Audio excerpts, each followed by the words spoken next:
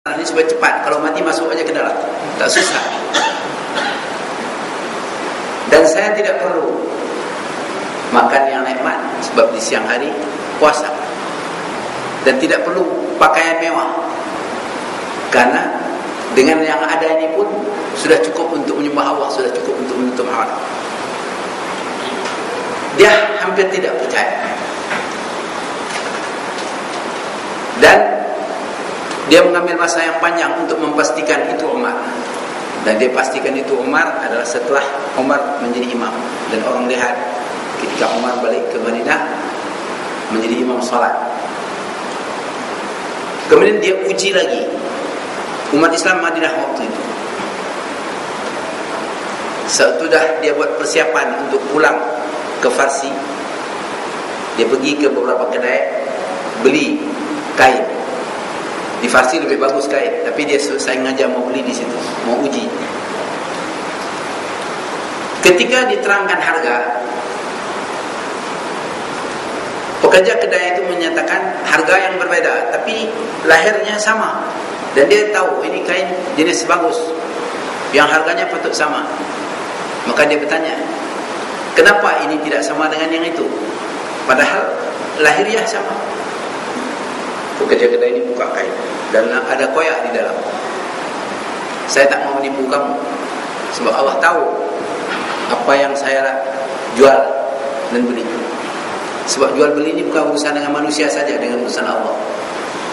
Terpukul dia. Dia teringat penipu-penipu di Farsi yang selalu menipu orang. Hal-hal yang seumpama ini sangat berkesan di jiwa dia. Waktu dia lihat Umar tidur di bawah pokok, terbayang dia Hormuzan, ketua tenteranya. Terbayang dia raja-raja Farsi dengan keangkuhan, dengan kesombongannya. Dia balik bawa pemikiran yang sangat berkesan dan terus berpikir, apa akan jadi negara aku ini? Patutlah orang-orang Madinah, Arab-Arab padang pasir ini, belalang-belalang padang pasir ini sanggup mati kerana pemimpinnya sama dengan mereka. Dia pulang dan dia beritahu Raja Parsi yang terakhir, tak mungkin kita akan dapat mengalahkan belalang padang pasir. Tak mungkin. Dan terus dia letakkan jabatannya dan dia menghilangkan diri. Jadi para jemaah yang dirahmati Allah Subhanahu wa taala, itu kesan yang dirasai oleh orang-orang Farsi. Di sisi lain, sewaktu Abu Ubaidah Ibn Jarrah menakluki Palestin dan mereka kepung kota itu beberapa bulan, setelah kepungan yang begitu dahsyat dan tak terlawan lagi oleh orang-orang Nasara di sana, akhirnya mereka bersetuju untuk menyerah kunci kota Palestin itu kepada Umar bin Khattab. Mereka bawa Khalid bin Walid yang wajahnya hampir serupa dengan Umar, tapi padri-padrinya yang tahu tanda Umar dari kitab-kitab mereka mengatakan itu bukan Umar bin Khattab, itu orang lain. Kitab kami ada tanda Umar bin Khattab. Rupanya sudah ada dalam kitab-kitab mereka tanda orang yang nama Umar itu, seperti tanda yang ada pada Abu Bakar.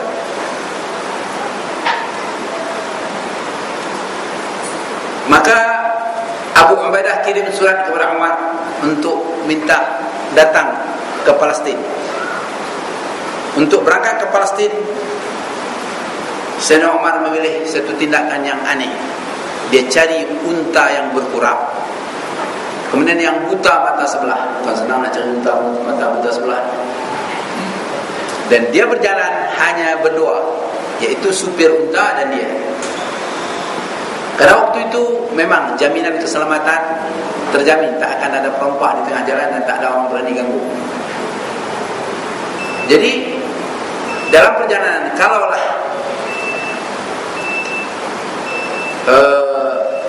waktu Umar letih, dia di atas unta, supirnya bawa unta, tarik unta. Tapi waktu supirnya itu dah letih, pemandunya letih, pemandu di atas unta, dia pula yang tarik unta. Kebetulan waktu sampai di Baitul Maqdis, giliran Umar bawa unta. Dan orang ramai di masyarakat sana tidak kenal mana Umar, mana yang bawa unta. Dan tidak ada sambutan acara meriah, gong gendang tak ada.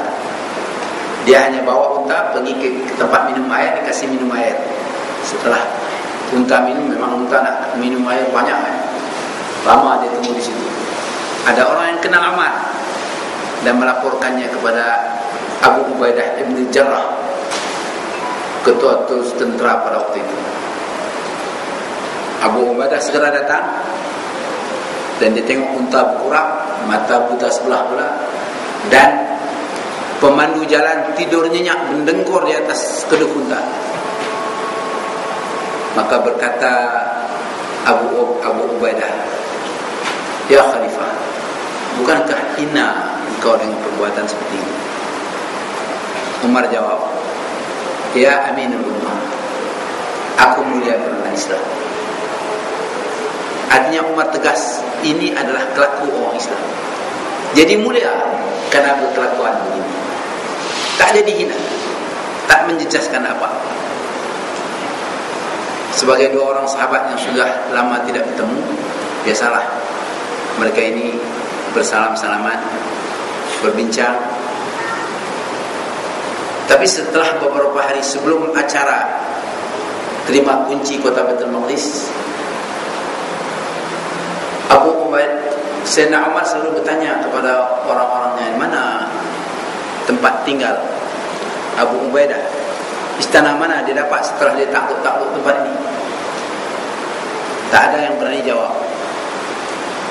Suatu hari ada seorang sahabat bawa Umar pergi ke sebuah khemah. Dalam khemah itu Abu Ubaidah sedang tidur. Ketika Umar masuk, Abu Ubaidah bangun dan dia lihat ada jalur-jalur di belakang Abu Ubaidah karena dia tidur atas pelepah taman saja. Dan di dalam khemah itu hanya ada satu talam, satu batil tempat minum, satu geriba tempat air, dan ada pakaian musim panas dan pakaian musim dingin, dan ada pedang. Tidak ada apa-apa dalam khemah itu. Melihat itu Umar menangis. Ketua terus angkatan bersenjata Islam yang menjatuhkan bom Farsi begitu aja hidup. Menangis Umar. Abu Ubaidah melihat Umar menangis, dia bertanya, "Ya Khalifah, kenapa?" Umar berkata, "Mana istana tempat kamu tinggal di sini?" "Tidak ada." "Inilah tempat tinggal."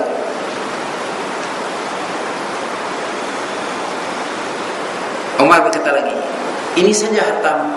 "Ya, ini sajalah yang ada." Sebuah batil, sebuah geriba, pakaian, pedang-pedang, itu saja. Menangis terus Umar. Kata Abu Ubaidah, "Ya Khalifah, kamu juga pernah menangis waktu melihat belakang Rasulullah berjalan, waktu Rasulullah bersembunyi ketika krisis bersama dengan istrinya selama 1 bulan. Dan aku berbuat ini hanya semata-mata mau tetap mengikuti jejak langkah Rasulullah SAW." Jamaah yang dirahmati Allah, inilah dua orang sahabat yang seorang Rasulullah kata, "Lau kana nabiyyan ba'di la kana Umar." Kalau ada lepas Nabi selepas Umar jadi Nabi. Yang satu orang lagi ialah orang yang Rasulullah kata, inilah aminul ummah, kepercayaan umat. Tapi sayangnya Abu Ubaidah wafat lebih awal karena diserang oleh Ta'un. Ketika dia diperintah oleh Umar untuk lari ke gunung supaya mengelak daripada Ta'un, Abu Ubaidah tidak mau sebab dia mau duduk bersama dengan tenteranya. Umar berusaha untuk menyelamatkan Abu Ubaidah, dan ketika sampai berita kepada Umar wafat Abu Ubaidah, dia paling banyak menangis karena dia sebenarnya mengharap Abu Ubaidah menjadi menggantinya setelah dia wafat. Jamaah yang dirahmati Allah Subhanahu wa taala, sebenarnya banyak dan panjang kisah-kisah para sahabat Nabi ini. Kalau kita mau ungkapkan, karena dari semua kisah-kisah ini boleh menambah keimanan kita. Jadi para jamaah yang dirahmati Allah Subhanahu wa taala, Baru hanya 2 orang sahabat yang dapat saya sampaikan pada malam ini. Moga-moga kita sambung pada malam-malam yang lain untuk melihat sisi-sisi yang indah dari kehidupan para sahabat. Zaman sekarang orang sudah melupakan kisah para sahabat. Orang lebih suka baca tokoh politik, ya, tokoh ekonomi, pemikir-pemikir hebat. Tapi kisah sahabat Nabi bukan kisah pemikir ekonomi, bukan tokoh yang hebat, tapi tokoh yang boleh beri keimanan kepada kita dan makin mendekatkan diri kita kepada Allah Subhanahu wa taala. Sesuai dengan kata-kata yang ditemui dalam kitab Zikr Salihin Tanzilur Rahmah, sebut nama orang saleh dapat rahmat. Jadi dengan sebutnya mereka, riwayat hidup mereka, kita akan mendapat rahmat.